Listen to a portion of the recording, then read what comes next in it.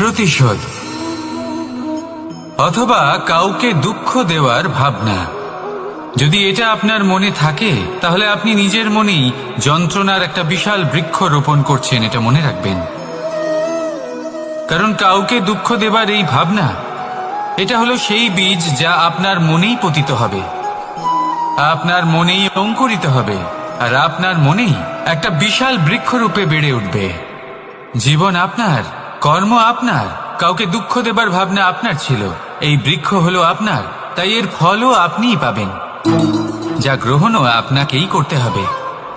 মনে রাখবেন, যে মানুষ এটা ভাবে যে আমি ওকে দুঃখ দেব, ওকে কষ্ট দিতে চাই আমি, সেই মানুষই দুঃখ আর কষ্ট পেয়ে থাকে।